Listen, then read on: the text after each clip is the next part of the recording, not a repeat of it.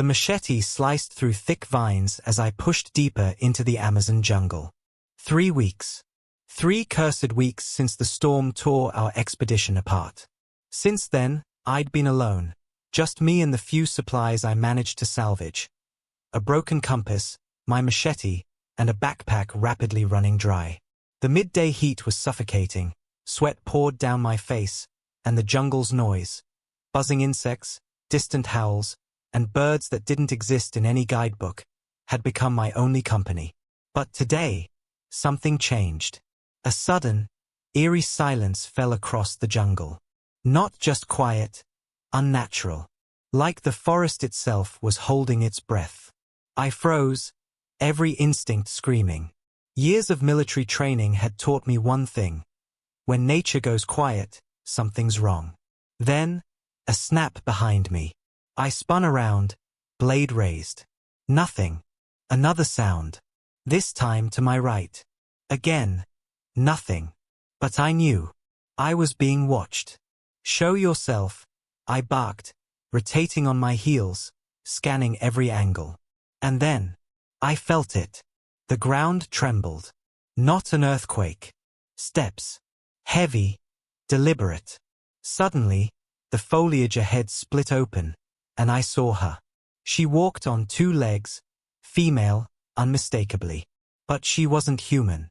Emerald green scales shimmered under filtered sunlight. Her face, a strange, beautiful blend of human and reptile. Vertical pupils.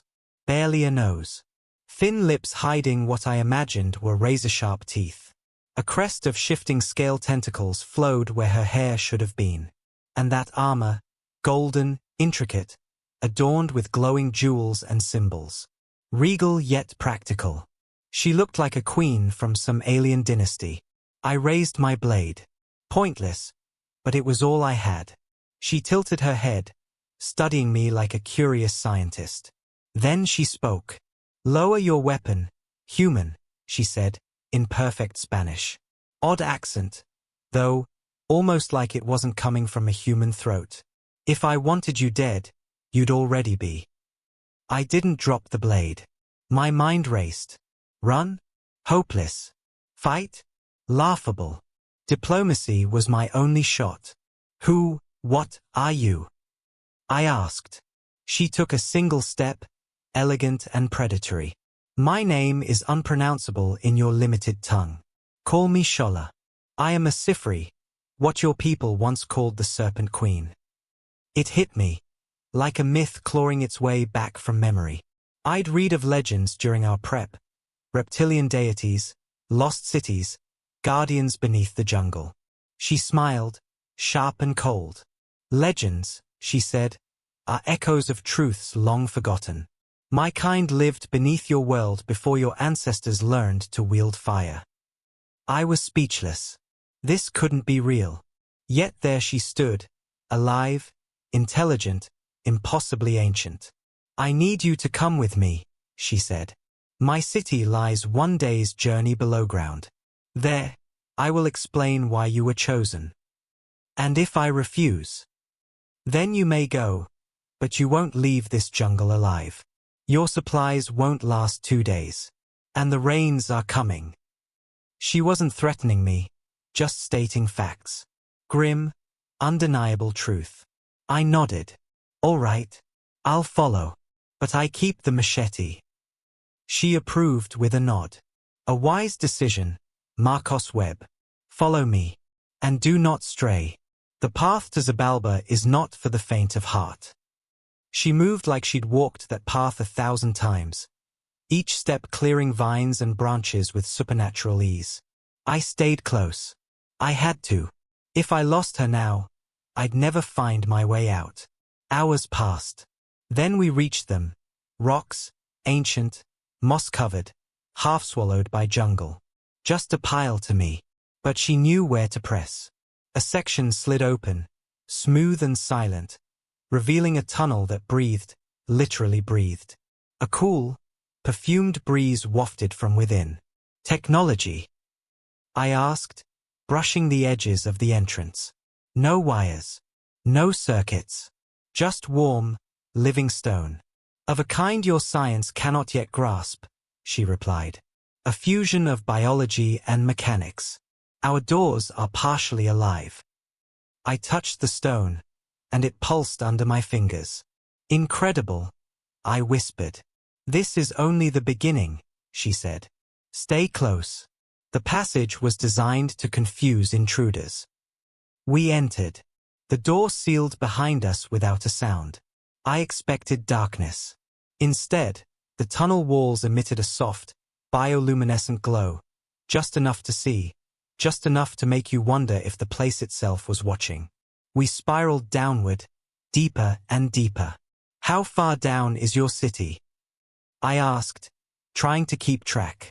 Approximately 2 kilometers beneath the surface, she said, shielded from all outside interference. As we descended, the walls changed. What began as rough stone gradually gave way to intricate carvings. Symbols. Glyphs. Not Mayan, not Aztec, something far older, almost mathematical. What do these mean? Our history, she said. Each panel marks an era. This one, she gestured to a particularly detailed wall, tells of the age when we roamed freely above ground. When your ancestors worshipped us as gods. Why did you retreat underground? She stopped, turned to face me. For the first time, her eyes softened. Because your species became too many, too destructive, and because some among us began to care. Bonds were formed, bonds that risked everything. We continued in silence.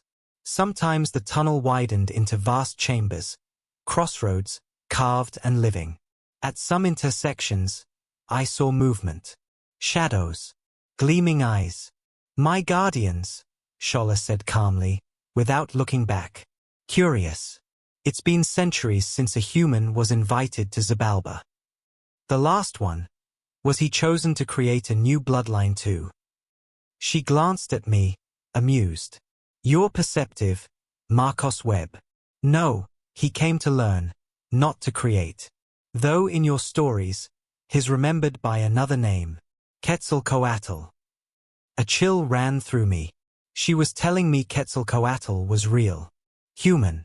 We walked until the tunnel opened. Then I stopped dead in my tracks. Before me lay a cavern the size of a city. And in its heart, an actual city. Crystal towers entwined with living structures that glowed from within. Waterways shimmered like rivers of light. Floating platforms drifted between levels, as if alive. Ancient and futuristic. A fusion of myth and impossible science. And they were there. Hundreds, maybe thousands of beings like Shola. None as adorned, none as regal, but all with that same presence. Shola stood beside me and said, with quiet pride, "Welcome to Xibalba, the last city of the Sifri. And if you accept my proposal, the birthplace of a new era." They led me through the city, and I couldn't stop staring. A palace hung upside down from the cavern ceiling, an inverted pyramid suspended by crystalline bridges that shimmered like moonlight on water. It defied gravity. It defied explanation. Inside, it was a clash of worlds. Glowing, organic technology pulsed alongside relics that looked like they belonged in a lost temple. Water flowed upwards, literally rising, through hanging fountains, floating mid-air before vanishing into nothing. Shola's guards, reptilian, powerful, escorted me to a chamber like no other. Part throne room, part laboratory. Machines hummed quietly. Alive. Thinking. In the center stood a throne, crafted not from stone, but something living. It pulsed with veins of light, as though blood ran through it. Shola Saturday. Her armor melted into the throne like it had always been part of it. The guards withdrew. We were alone. "You must be hungry," she said, with an unexpected softness. She waved a hand. From the wall, a tray floated forward, fruit I didn't recognize, a piece of meat, and a clear liquid in what looked like carved crystal. I eyed it all suspiciously. "It's not poisoned," she said, smiling faintly. "If I wanted control, There are far more effective ways than poison. She had a point. I bit into the fruit, purple like a plum, crisp like an apple. Sweet, but with a strange, invigorating kick that lit up my senses. I drank. The liquid tingled like sparkling water infused with something electric.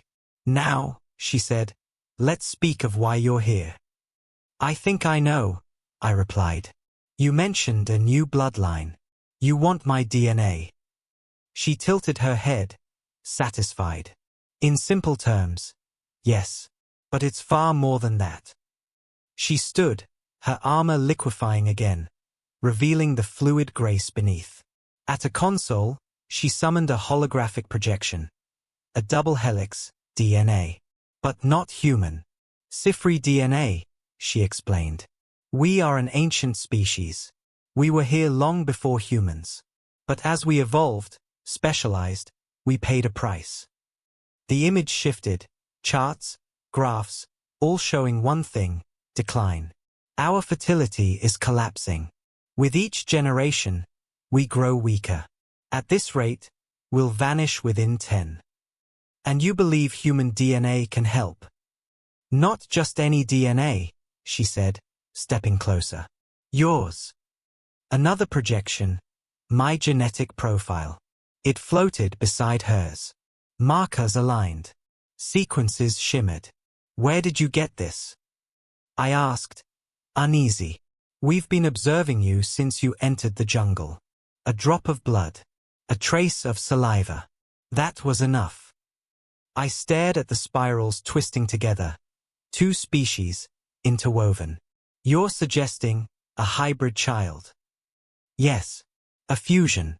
Your adaptability, our longevity. Your instinct, our intellect.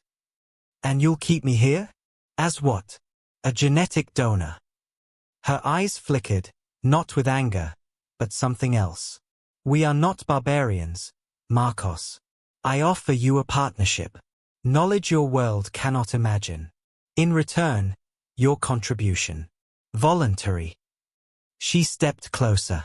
I could feel the heat of her body, not like a human's, but real, intense. If the first attempt succeeds, I may ask you to contribute again. But it will always be your choice. I stood, restless. Walked the room, studied the devices. And the process? I presume it's not exactly conventional. She laughed, if it was a laugh.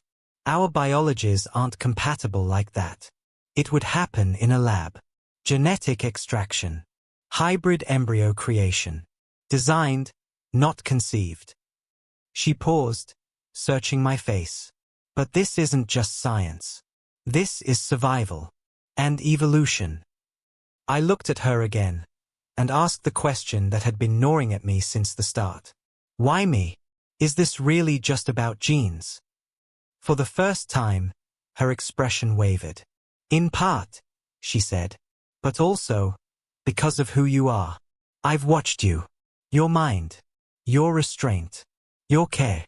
You're not just genetically compatible. You understand us. Perhaps more than any human ever has. Days passed in a blur of discovery. I was given quarters, if you could call them that. The space was organic, responsive. The temperature adjusted with my body. The light dimmed when I was tired. Even the sleeping surface molded itself to the perfect firmness. Scholler assigned me a guide, Teska, a broader, darker-scaled Sifri with a calmer energy. His crest was less pronounced, but his mind was razor-sharp. A scholar of human cultures, he had observed us for centuries. Your kind, he said once as we wandered through a glowing subterranean garden, are fascinating. Chaotic, contradictory, but full of potential. The garden shimmered. Bioluminescent plants curled in perfect geometric spirals. Living fractals. Patterns that breathed. How long is youth for a Sifri? I asked. Roughly 200 years, by your calendar, Teska replied, as casually as if discussing the weather. Though even our longevity is fading. Most of us now will not see a millennium. It was real. The infertility crisis. The fading of a species. On the 7th day, I was summoned. A ceremony. Shola called it the Heart of Xibalba. I followed her into the deepest chamber of the city. A massive, echoing space. In its center, a pool, glowing, green, pulsating. Alive. Dozens of Sifri stood around it, chanting. The sound didn't come from their mouths, but from somewhere deeper. It resonated in my bones. Ancient. Vibrating with something primal. When it ended, Shola approached me. At her side, a smaller Sifri with aquamarine scales and piercing eyes. "This is Ixal," she said. "Our most gifted geneticist." Ixal studied me like I was a puzzle. "Impressive specimen," she said coolly, as though I weren't standing there. "Simulations show a 78% viability rate. The highest we've ever recorded." I kept my voice steady. "If I'm going to consider your proposal, I want to understand everything." "Then tomorrow," Shola said, "she'll show you our labs." That night, she brought me to a balcony overlooking Xibalba. Structures pulsed gently below, life breathing in stone and crystal. "What was that ritual?" I asked. "A communion with the earth," she replied. "The pool connects to the mantle. It keeps us aligned, balanced." It sounds almost religious. For us, science and spirit have never been separate. We stood in silence. A comfortable one. "Have you thought about my proposal?" she asked. "All the time," I said, staring at the impossible city. "What you're asking doesn't just change my life. It could alter the course of 2 species. The real question," she said, "is whether that change benefits both." "No," I corrected her, turning to face her. "The real question is, why me? Truly. Is it only genetic compatibility, or is there something else you're not saying?" For the first time, she looked away. "You're as sharp as ever," she murmured. Then softly, "Come. There's something you need to see." She led me through passages more ancient than the rest, so deep even the guards stayed behind. Just us. And silence. Finally, we reached a door. No lock. No handle. Only symbols, glowing, alive. She placed her palm on the surface. The glyphs shifted, realigned. The door opened. Inside, a circular chamber. The walls were lined with capsules. Suspended within, failed hybrids. Some were misshapen, barely formed. Others, almost human, yet disturbingly wrong. Scales in the wrong places. Twisted limbs. Eyes that never opened. What is this?" "Our past mistakes," Shola said, and her voice trembled. "For centuries we've tried. These were the results." I walked, slowly, taking in each stilled life. Some were barely more than fetal forms. Others looked frozen in pain. "Why show me this?" I asked. "Because you deserve the truth. Because this is the weight of the choice you face." "Are they conscious?" "No," she said immediately. "Their brains never developed. They do not feel. But we keep them as a reminder. Every failure taught us something." I stopped in front of one capsule. This one was different. More human. Still covered in faint scales, but recognizably a child. "He came the closest," she whispered. "His name was Caleb. Son of a British explorer and one of our scientists. He lived 20 years. And then, his immune system collapsed. His cells turned on themselves." She pressed her hand to the glass. Her fingers trembled. "He was like a son to me. His death almost ended our program." "How long ago?" I asked. 87 years. The final capsule was empty, glowing softly, as though waiting for something. "Now you believe I'm the answer," I said quietly. "We can never be certain," she replied. "But you carry a rare mutation on your 7th chromosome. Less than 0.01% of humans have it. And she stepped closer. The second factor is your consent. No manipulation. No deception. Just you.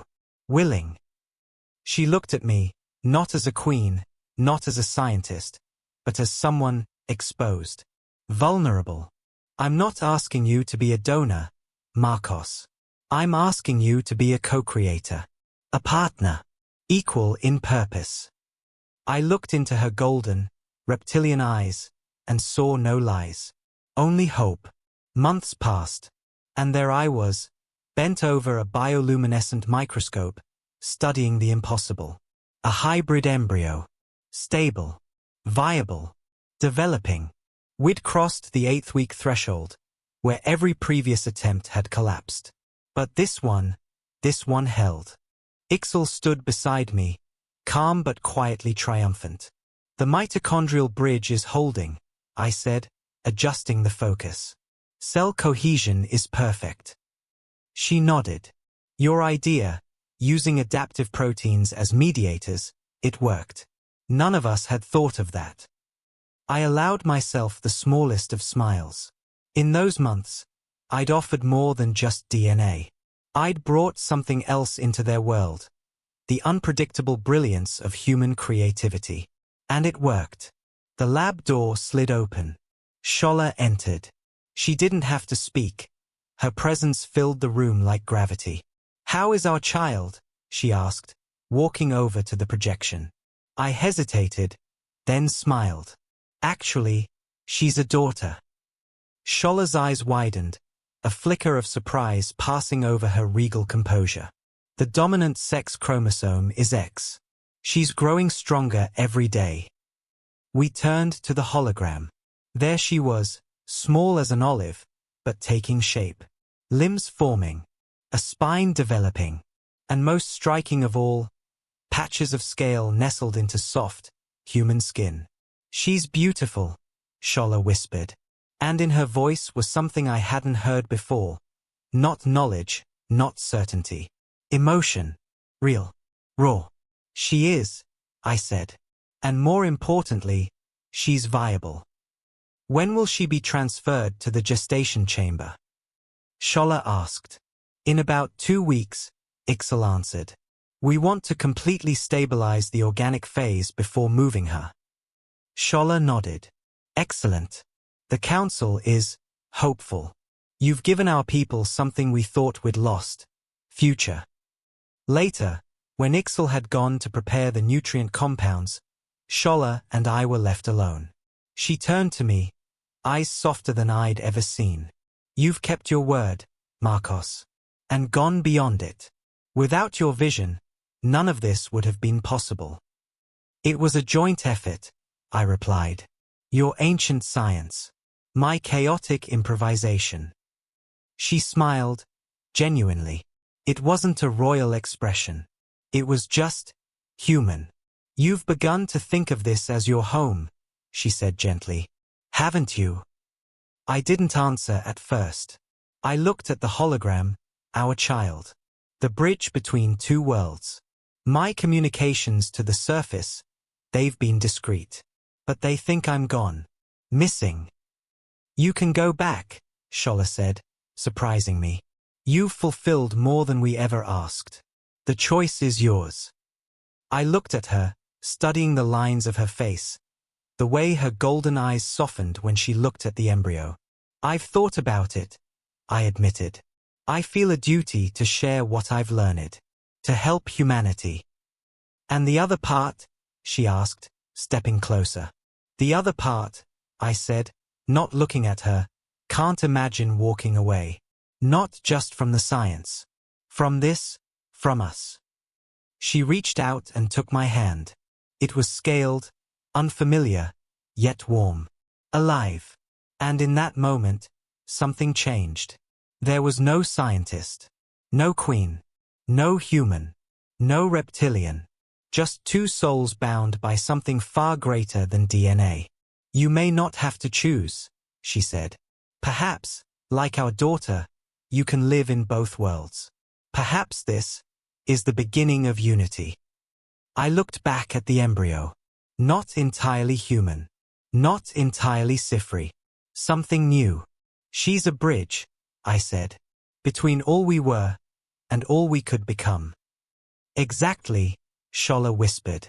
The first step towards a world no longer divided by fear, but united by understanding. Months passed, and with each passing day, our daughter, our creation, grew stronger. I stayed.